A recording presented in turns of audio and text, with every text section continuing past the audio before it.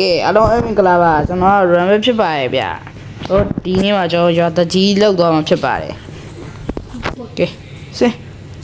ဒီကျွန်တော်ရွာမှာကကျွန်တော်ရွာသားရအလုံးနေပါရဲ့ဒီအတွက်ကြောင့်ရွာရဲ့ဖွံ့ဖြိုးရေးအတွက်ကျွန်တော်ရွာတကြီးလောက်ကန်တော့ဖြစ်ပါတယ်ဒီကျွန်တော်ရွာရဲ့ဒီကရုံးချုပ်ကြီးပေါ့နော်ရုံးချုပ်ရရှိမှာပါပေါ်နေတာစံလူမျိုးပဲသွားလိုက်တော့ဒါတော့ကျွန်တော်ရွာရဲ့စီပင်လိုကိုပေါ့စီပင်လိုကိုဒါကျွန်တော်ရဲ့ရွာတကြီးဖြစ်တော့ကျွန်တော်နေရမယ့်နေရာလေးပေါ့နော်ရောရိုင်ကျွန်တော်ရွာတကြီးဖြစ်တဲ့အတွက်ကြောင့်မလို့တရားစီရင်ရေးပါလောက်ရအောင်ပါရပြီလို့ပြန်ပိတ်ထွက်ပြန်ပိတ်ကျိုးလမ်းပြုတ်ပြင်တာရေးပါလောက်ရအောင်မယ်ပြီးတော့ရွာသားဥယျာဉ်တိုးပေါင်းရေးလောက်ရမယ်လေယာစာခင်းနေတဲ့ကျေပြန့်အောင်လုပ်ရမယ်ကျိုးရွာကရန်ဝချမ်းသာပါရဲ့ဟေးပေကိုကြည်လိုက်တော့ဟေးပေကအများကြီးပါပဲဟိုကောင်ပါလုံးနော်ဇွန်ဘီကဂျာကင်စပနောဆိုကျွန်တော်မြန်တော့အိမ်မရအိတ်ခလိုက်တော့ပါပြီယောခုံတော်ဒီအတက်ကမြန်ပြန်ပြေးလို့ကျိုးရွာရဲ့ရုံးချုပ်တို့ရွာသားရေးစုဝေးတိုင်မင်းနဲ့နေရာလေးရှိပါတယ်ဒီအပေါ်ပေါ့နော်ဒီအပေါ်မှာရွာသားရေးကအဲ့ပေါ်မှာထိုင်ပြီးတော့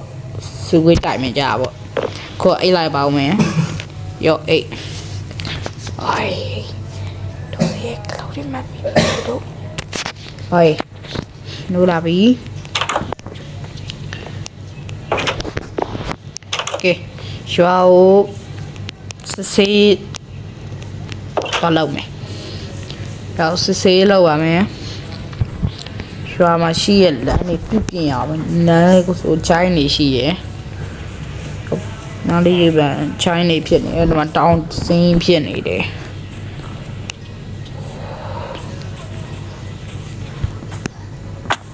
စိုက်ပျိုးမှုကရင်မမြောက်အရှိမာကအမကုန်းသွေးဖို့တရားစောက်ရမယ်တရားရေးအများကြီးစောက်ရမယ်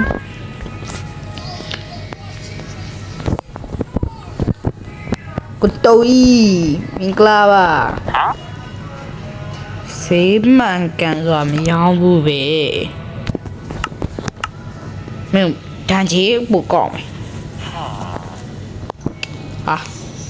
ယ်လိတ်တွန်းချပေးလိုက်ကျော်ရွာရဲ့အယုံကိုလိုင်းရွာရဲ့တတော်ဆောင်ကြီးပေါ့နော်တတော်ဆောင်ကြီးရွာရဲ့တတော်ဆောင်ကြီးကနားရောင်နေတယ်ဒီမှာကဟေးဘေးထက်ရှိအောင်မယ်ဒီဘာကလမ်းနေရရှုပ်ရှက်ခံတာချို့နေရာကြလမ်းကဖောက်ထားမရှိတော့ဘူးကျုံဒီမှာကကြောက်တောင်ရှိမယ်ကျုံနောက်မှာကြောက်တောင်ရှိမယ်ကူရှိမယ်ဒီလောက်ပဲပေါ့ကျိုးဒီကျိုးရှိမှလဲဒီမှာလမ်းဖို့ရအောင်မယ်အဲ့တော့ကျွန်တော်ထပ်ကိုတင်ပြလိုက်ပါအောင်မယ်အထက်ကိုစာရင်းလိုက်ပါအောင်မယ်ဟုတ်ရဲ့ကျွန်တော်ထပ်ကနေပြီးအမေရတဲ့အတွက်ကြောင့်ကျွန်တော်လမ်းကိုပြုတ်ပြင်ပြီးတော့ပါပြီရွာသားကြီးစီကနေပြီးခုံကောက်ပြီးပြုတ်ပြင်လိုက်တာပါထက်ကနေရောကျွန်တော်ဝေဦးတိတ်ချမပေးဘူးလမ်းပြင်ဖို့နည်းနည်းပဲထားပေးတယ်ဒါပေမဲ့ရွာသားဥယျာဉ်တူပွားလာပါပြီရွာသားဥယျာဉ်နေတော့အကြောင်းရကျွန်တော်ညဘက်မှာတပြားကြီးပေါ်လာတဲ့အတွက်ကြောင့်မလို့ဖြစ်ပါတယ်ဟုတ်အများကြီးရန်ကနေကာဝယ်နိုင်လို့လေတတိုင်းတစ်ခုတိဆောက်ရပါအောင်မယ်ဒီတတိုင်းကိုတိဆောက်ဖို့ကဒီနာကတပင်လေး ထဲကနေပြီးတော့3ပြရမှာပေါ့အော်ကြောက်တုံးနဲ့တီဆောက်မယ်ဆိုတော့ကြောက်တုံးနဲ့တီဆောက်မှာဆိုတော့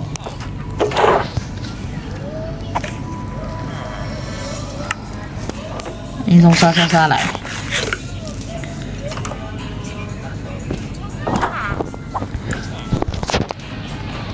ဟောတတိုင်းကိုတသားနဲ့တင်မဆောက်ပဲကြောက်တုံးနဲ့ရုံးဆောက်မှာဆိုကြောက်တုံးတွေလည်းတူးရအောင်ပါဆိုတော့အထက်ကနေပြီးတော့အလုပ်သမားတောင်းလိုက်ပါအောင်မယ်အားလုံးပဲမင်္ဂလာပါကျွန်တော်ဒီမှာတော့ကျွန်တော်အနေနဲ့ဒီမှာတတိုင်းကိုဆောက်ပြီးတော့ပါပြီဒရိုင်းကနှစ်ထပ်အရဲဆိုလက်ကူတကူခုံလို့ရတယ်ပြောနော်ဒါပေမဲ့ရွာသားကိုအနေရပြုမဲ့ဇွန်ဘီတို့လိုကောင်းတွေကိုကြတော့ကျွန်တော်နဲ့ကောက်ွယ်နိုင်တယ်စပိုက်ဒါတို့ဘာတို့ရောအနေရရှိရပေါ့နော်ဒါပေမဲ့ဒီမှာကျွန်တော်အနေနဲ့ရွာသားထွက်လို့ရဝင်ထွက်လို့ထားတဲ့အတွက်ကြောင့်မလို့ဒီကနေဝင်လာနိုင်တယ်ဒါပေမဲ့ကောင်ကောင်းတာကကျွန်တော်အနေနဲ့ကရွာသားတွေကအဲ့လောက်ထိအသိဉာဏ်မရှိဘူးเนาะသိဉာဏ်ရှိတဲ့သူတွေအကုန်လုံးပဲကျွန်တော်ကကျွန်တော်လုံးမဲ့ season တစ်ခုရှိပါတယ်အဲ့ season ကိုကျွန်တော် secret အနေနဲ့ထားတာပါမယ်ဒီအဲ့ season မှာကျွန်တော်အဲ့ season ကျွန်တော်အနေနဲ့က NASA လိုမျိုးပဲပေါ့เนาะကျွန်တော် NASA ဆိုတာနဲ့ဘာ season လဲဒီမှာပါတော့ဒီနားမှာကျွန်တော်အနေနဲ့ NASA လိုမျိုးလောက်ကိုင်းတော့လောက်ပြီးတော့ကျွန်တော်ပညာရှိရဲ့သူရွေးချယ်ထားပါတယ်ကျွန်တော်အခုတော့ကျွန်တော်သူကောင်းကန်ထားမထားဘူးဒါပေမဲ့သူရွေးချယ်ထားတယ်အဲဒီမှာကျွန်တော်ဒီကောင်ကကျွန်တော်အနေနဲ့ခွေးတိုပဲဖြစ်ပါတယ်ဒီခွေးတိုကကျွန်တော်အနေနဲ့ IQ 80ရှိတဲ့အတွက်ကြောင့်ကျွန်တော်ထဲမှာငြိမ်းမြေဆုံးတော့ပါတယ်ကျိုးချွာကလက်သမိုင်းအော်ဒီမှာဒီကောင်ယောဂွေးရှိကောင်ဂွေးရှိပဲဖြစ်ပါတယ်ဒီကောင်ကရန်ကောင်းပါတယ်ဒီလက်ကောင်ကိုကျော်အနေနဲ့ကခုနကောင်က80ဒီကောင်က80တက်ပေါ့နော်အဲ့တော့သူကမတိမ်မဟိန်းလေးဖြစ်တဲ့အတွက်ကြောင့်မလို့ကျွန်တော်ကသူတို့ထဲကျော်သူနဲ့ကျော်အာကာသကိုလွတ်မှာပဲဖြစ်ပါတယ်အာကာသကိုလွတ်ပြီးခါရောက်ရှင်ကျော်အာကာသလုံးပေါ်ကနေပြီးတော့ရဲ့အလောင်စခိုင်းပါဘောနော်ဒီမှာကကျွန်တော်တို့ကလိုက်တော့မယ်ကျွန်တော်ပါလိုက်တော့မယ်လို့စီစဉ်ရှိပါတယ်အဲ့ဒါကြောင့်မို့ကျွန်တော်ဒီဟာကိုကျွန်တော်စီမှာရှိရပါတော့ကျွန်တော်ပွက်ထားတဲ့စိတ်နေရှိတယ်အဲ့နေရာကိုလိုက်ပြမယ်ကျွန်တော်သွားပုံသွားနီးပြလို့မရဘူးတော့နော်ဘာလို့ဆိုအဲ့ဒါ secret room အဖြစ်သတ်မှတ်ထားလို့ပါအဲ့တော့ကျွန်တော်1 2 3အဲ့တော့ကျွန်တော်secret နေရာလေးပဲဖြစ်ပါတယ်ဒီထဲမှာဘယ်လောက်ရှိလဲဆိုတာတော့ခမန်းလိုက်ပေါ့နော်2 step ညီပါလောက်ရှိတယ်ဒီနေရာလေးကိုမှတ်ထားရပါတော့ဒါကကျွန်တော်ကဒီကရိတ်ခိုင်ကိုသူက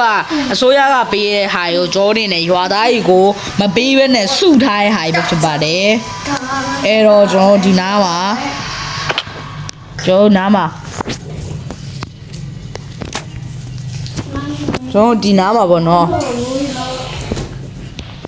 ဒီနားမှာခရီးသွားမဲ့ဟာလှုပ်ထားတယ်ခရီးသွားမဲ့နေရာကိုလှုပ်ထားတယ်ပေါ့နော်ရောက်တဲ့နေရာတိုင်းကိုလည်းကျွန်တော်ကိုယ်တိုင်လိုက်ပြီးတော့လန်ဆိုင်ပါဆိုတော့ဒီလောက်ကတော့လူမယ်ဒီနားလေးပေါ့နော်ညာကနေပေါ်ထိုးတက်သွားညာနေပေါ်ထိုးတက်သွားပြီးတော့အကာတော့ရောက်သွားမှာကျွန်တော်ပြောပြီးသွားပြီအဲ့တော့ပြောလက်စားနဲ့ကျွန်တော်ပြောလိုက်ပါတော့မယ်အကာတော့ကိုသွားမှာဖြစ်ပါတယ်ဒီအကာတော့မှာအနေနဲ့ကအာကာသမှာအနေနဲ့ကဒီအပေါ်မှာပေါ့နော်အနေနဲ့ရဲ့လန်ကိုစိုက်ထူသွားမှာဖြစ်တဲ့အတွက်ကြောင့်မလို့အဲ့ချိန်မှာအနေနဲ့နိုင်ငံတော်ကနေကျွန်တော်တို့တကယ်လောကမျိုးကြီးအဖြစ်သတ်မှတ်ပေးလောက်တယ်ပေါ့နော်အဲ့တော့ဒီနားလေးကိုကိုယ်တိုင်လှုပ်ဆောင်ပြီးတော့ပြုတ်လောက်သွားမှာဖြစ်ပါတယ်လာတွေ့ကြလူရများရပေါ့နော်လို့ဆရာတော့ရန်တန်နေပြကြည့်လိုက်ရဲ့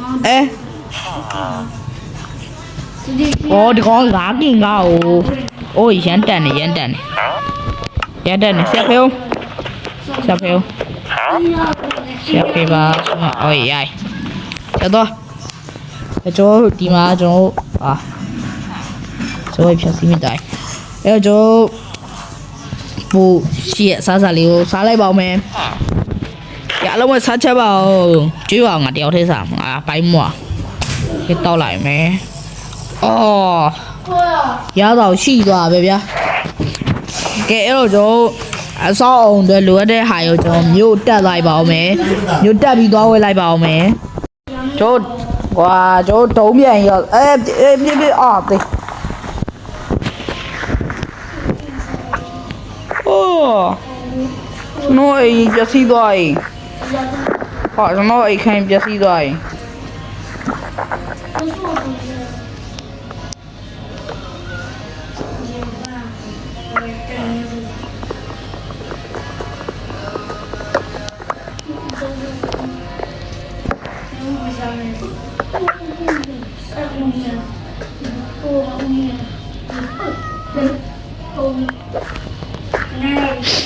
တော့ဗျာကျွန်တော်အိမ်လေးတော့သွားပါပြီခုမှကျွန်တော်ဝမ်းသာမလို့ရှိသေးတယ်ဒီမှာကျွန်တော်ဒီတိုင်းခုမှစောက်လို့ပြီးသွားပါဘောနော်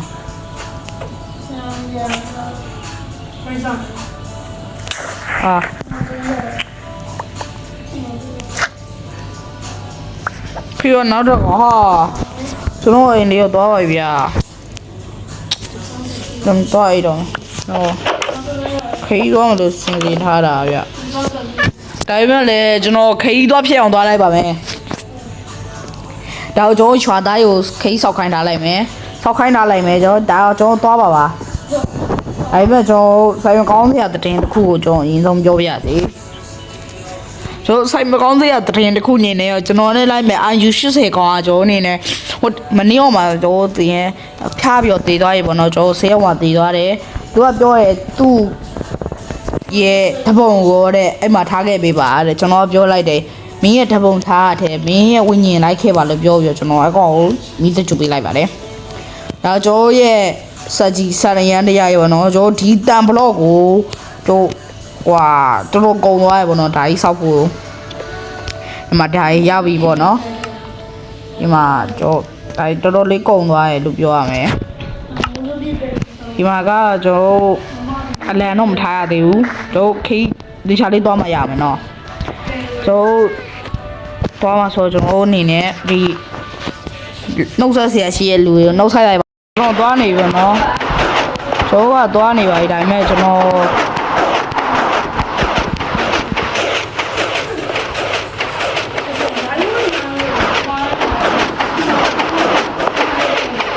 တို့ထိုင်းမခုံရအောက်ပြုတ်ကျသွားပြီအဲ့တော့ဒိုင်းလေးပဲလိုက်ရအောင်မယ်ပေါ့နော်ကဲကျွန်တော်ဒီဟာယူနှုတ်ဆက်လိုက်ပါမယ်ကျတော့ကနေအေးကဲရတော့လို့သွားပြီအဲ့တော့ငါမရှိတော့ငါအိမ်ကိုပြင်ထားကြလိုက်အောင်